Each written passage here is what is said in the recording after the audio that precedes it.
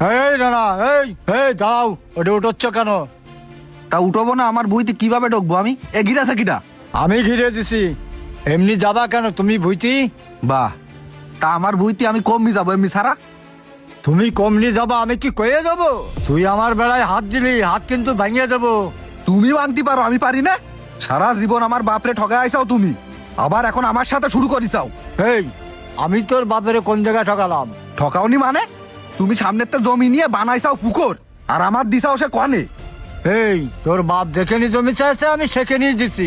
দিশাও ভালো এসে, আমি এখন এটা উঠোই দেবো। আমি এখন কিভাবে ঢুকবো? এই রানা, এই খুঁটি উঠো দেখ, তোর কি হাত আমি আস্তে রাখবো? তুমি কি করো আমি দেখবো, আমি কিন্তু চাচা মাচা মানবো না নে। এ দাঁড়া দাঁড়া দাঁড়া দাঁড়া, কি হচ্ছে এখানে, কি হচ্ছে? উজ্জ্বল ভাই আর কয়ে না, মুরব্বী মানুষের ভিতরে শুধু শয়তানি। দেখেছো উজ্জ্বল, ওরে ধরে থাবাতি হয় না?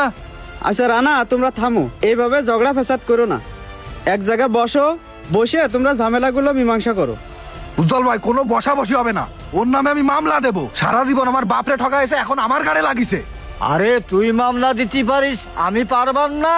এ কাকা, রানা, তোমরা থামো তো, জ্ঞানজাম ফেসাদ করো না, এখন বাড়ি যাও। এখন যাও যাও, দুজনই বাড়ি যাও, তারপর দেখা যাবে না কি দেখি মীমাংসা করা যায়। যাও, এখন দুপুরবেলা বাড়ি যাও। বাড়ি আমি যাচ্ছি, ঠিক আছে, এর শেষ দেখে তারপরে ছাড় বানে। ইমাম সাহেব, হ্যাঁ, উজ্জ্বল ভাই। সবাইরে ডাকলেন, কি বলবেন বলেন? উজ্জ্বল ভাই, জি বলেন। কথা বলবো তো, এখন সোহেল ভাইয়ের জন্য অপেক্ষা করছিলাম। সোহেল ভাই আসলে কথা বলতে চাচ্ছিলাম। আরে ইমাম সাহেব, সোহেলের জন্য বসে থাকলে হবে? এখানে সবাই কাজের লোক না? আপনি কি বলবেন বলেন। মুকুল ভাই, কালকে তো রোজা, সবই তো বোঝেন।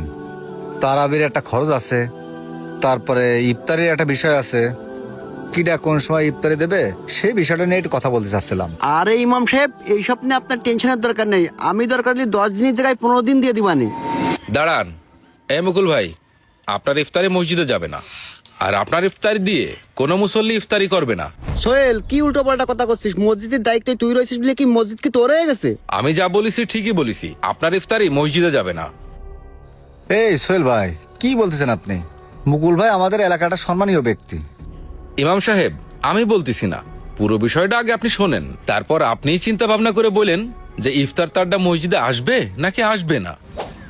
সোহেল ভাই, বাড়ি আছেন? সোহেল ভাই, একটু বাইরে আসেন তো। কে?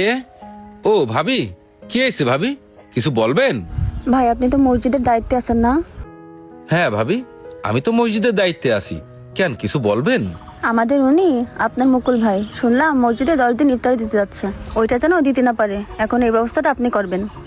ভাবি বলি কি, একটা মানুষ ভালো কাজ করলে তার বউতে সাপোর্ট করে, কিন্তু সে একটা ভালো কাজ করতে চাচ্ছে, সে জায়গায় আপনি বউ হয়ে নিষেধ করতেছেন, বিষয়টা ভালো লাগলো না। ভাই, ভালো কাজ হলে আমি সাপোর্ট করতাম, কিন্তু আমি চাচ্ছি না যে মানুষ সারাদিন রোজা রেখে ওই হারাম জিনিস খাবে। হারাম জিনিস খাবে মানে কি করছেন ভাবি আপনি? বিষয়টা আমার একটু খুলে বলেন তো। ভাই, ও যে টাকা ইনকাম করে একটাও হালাল না। আজকে কি হয়েছে তাহলে শোনেন। এ কই তুমি, একটু এদিকে এসো। এই তো আমি। কি হয়েছে বলো? ও, আমি একটু বাজারে যাচ্ছি, তা কিছু লাগবে? না, এখন কিছু লাগবে না। পরে আবার কয়ে না কিছু লাগবে, আমি কিন্তু একবার বাজারতে চলে আসলে আর পরে যাবার না বাজারে। লাগবে না, কালকে একবারে বাজার করলেই হবে না। আচ্ছা ঠিক আছে, তাহলে আমি বাজারের দিকে গেলাম। মুকুল ভাই দাঁড়ান, আপনার সাথে একটু কথা আছে। কি রে রানা, কি কবি ক? আপনি তো জানেন সারা জীবন আমার চাচা আমাদের সাথে কি অবিচার করে আইছে, তা আমি এখন একটা মামলা করতে চাচ্ছি, এখন যদি আপনি একটু সহযোগিতা করেন। আরে সেই কথা তো তোর অনেক আগের থেকে আমি বলেছি, এমন মামলা করে দেব যে ও জীবনেও বেরোতে পারবে না। ভাই তাহলে আপনি কালকের ভিতরে একটা ব্যবস্থা করেন। ঠিক আছে, কোনো সমস্যা নেই, আজকের ভিতরেই করাই দিচ্ছি। মামলা করতে হলে তো একটা খরচপাতি আছে, সেই খরচপাতির একটা ব্যবস্থা কর। ভাই কিরকম কি খরচ হবে না কোন, আমি সব দিয়ে দিচ্ছি, সমস্যা নেই। আপাতত 30,000 টাকা মতো দিছে না, তারপরে যা লাগে বল মানে তোরে। ঠিক আছে ভাই, বিকেলের ভিতরে আমি 30,000 টাকা দিচ্ছি, আপনি তাড়াতাড়ি ব্যবস্থা করেন। আরে কোনো সমস্যা নেই, তুই টাকার ব্যবস্থা কর, আমি রাতের ভিতরে ব্যবস্থা করতেছি। ঠিক আছে ভাই, বিকেলে তাহলে আমি ব্যবস্থা করবা না, আমি একটু আচ্ছা, মাঠের ঠিক দিকে আছে, গেলাম। তাহলে তুই মাঠের দিকে যা। মুকুল বাপ দাঁড়াও, তোমার সাথে একটু কথা আছে। কি হয়েছে কাকা, কিছু বলবেন? হ্যাঁ বাপ, তুমি যেটা বলছিলে সেই মামলাটা করতে হবে। তোমার তো আমি আগেই কইলাম, রানার নামে একটা মামলা ঠুকে দাও। আগে তো আমি বুঝিলাম না, এখন তো বুঝতে পারিছি, তাই তুমি ব্যবস্থা করো। ঠিক আছে বাবা, তুমি কোনো চিন্তা করে না, তুমি 30,000 টাকা বিকেলের ভিতরে ম্যানেজ করো, তারপরে আমি দেখতেছি কি করা যায়।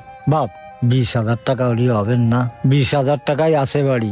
আরে বাপ, তুমি 30,000 টাকা ম্যানেজ করো, না হলে দেখা যাচ্ছে ও জিতে গেল। আচ্ছা ঠিক আছে, ও জিতবে মানে আজ বিকেলের মধ্যেই টাকার ব্যবস্থা করতেছি 30,000। ঠিক আছে কাকা, তুমি বিকেলেই দেখা করো, আচ্ছা টাকা ঠিক ম্যানেজ আছে। করো। সবই তো শুনলেন ভাই, এখন ওর টাকা দিয়ে রোজাদারদের ইফতার করা কি ঠিক ভাই? ভাবি, আপনি যে বলেছেন এতে আমি খুব খুশি হয়েছি। আপনার মতো সবাই যদি এরকম চিন্তাধারার হতো। তাহলে আমি আসি ভাই। হ্যাঁ, আচ্ছা ভাবি, ঠিক আছে। সবই তো শুনলেন, এখন আপনারা সবাই মিলে সিদ্ধান্ত নেন যে উনার দেওয়া ইফতারি মসজিদে দিয়ে সমস্ত রোজাদার মুসল্লিদের দিয়ে ইফতার করাবেন নাকি করাবেন না। আপনারা সবাই তো শুনলেন, এখন আপনারাই বলেন যে ওনার ইফতারিটা খাতায় লিখবো না লিখবো না। ইমাম সাহেব, সারাদিন রোজা রেখে আমরা কেউই চাই না এই হারাম টাকার ইফতারি আমরা খাই, খেয়ে আমরা রোজা ভাঙি।